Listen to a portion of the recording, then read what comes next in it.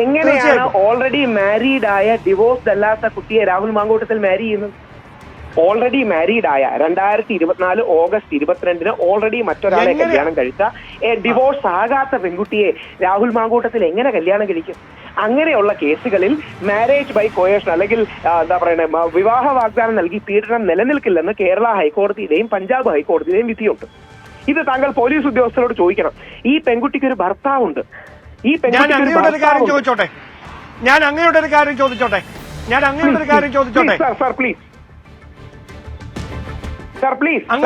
തീർച്ചയായിട്ടും അങ്ങ് പറയുന്നുണ്ടല്ലോ ആ യുവതി മറ്റൊരാളുടെ തീർച്ചയായിട്ടും അങ്ങ് പറയുന്നു ആ യുവതി മറ്റൊരാളുടെ ഭാര്യയായിരുന്നുവെന്ന്. അങ്ങനെ മറ്റൊരാളുടെ ഭാര്യയായിരുന്ന ഒരു യുവതിയിൽ തനിക്കൊരു കുഞ്ഞു വേണമെന്ന് പറയാൻ എങ്ങനെയാണ് രാഹുൽ മാങ്കൂട്ടത്തിന് കഴിയുന്നത്? അത് നമ്മുടെ ധാർമ്മികതയ്ക്ക് നിരക്കുന്ന ഒരു കാര്യമാണ്. ജനപ്രതിനിധി സമൂഹത്തിൽ വളരെ നല്ല ചോദ്യമാണ്. ഈ പെൺകുട്ടി ഓൾറെഡി മാരീഡ് ആണെന്നുള്ള വസ്തുത മറച്ചു വെച്ചാണ് രാഹുൽ മാങ്കൂട്ടത്തിലുമായി ആദ്യം ബന്ധം സ്ഥാപിക്കുന്നത്. ഈ പെൺകുട്ടി ഓൾറെഡി തന്റെ ഫേസ്ബുക്കിലടക്കം എടുത്തു നോക്കിയാൽ ആ പെൺകുട്ടിയുടെ കല്യാണത്തിനടക്കം ഒരു ഫോട്ടോകളുമില്ല.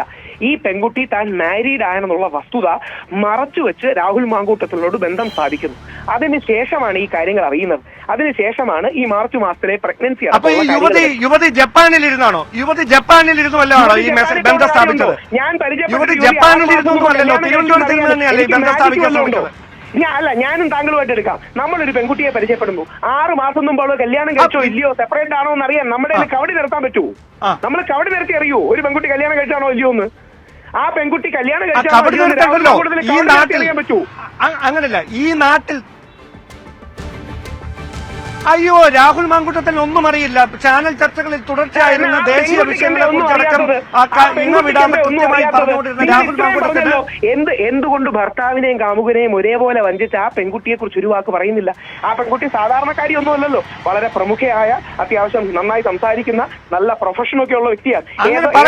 പറയാം താങ്കളൊന്ന് അടങ്ങൂ, താങ്കളൊന്ന് ക്ഷമിക്കൂ. പറയാം താങ്കൾ പറയൂ. ഭർത്താവും കാമുകനും എന്ന് പറഞ്ഞാൽ ഇത് രണ്ടും ഒരാളാണല്ലോ. താങ്കൾ ഉദ്ദേശിക്കുന്നത് അങ്ങനെയല്ലേ? കാമുകനായി പ്രണയിച്ച വ്യക്തിയെ വിവാഹം കഴിച്ച യുവതി, അതല്ലേ താങ്കൾ ഉദ്ദേശിക്കുന്നത്? അല്ലല്ല കാമുകൻ വേറെ, അങ്ങനെയാണ് പറയുന്നത് അല്ലേ? പ്രണയിച്ച വ്യക്തിയെ ഭർത്താവാക്കി അതിനുശേഷം മറ്റൊരു കാമുകനുണ്ടായി, അതല്ലേ രാഹുൽ മാങ്കൂട്ടത്തിൽ? ഭർത്താവല്ലല്ലോ രാഹുൽ മാങ്കൂട്ടത്തിൽ.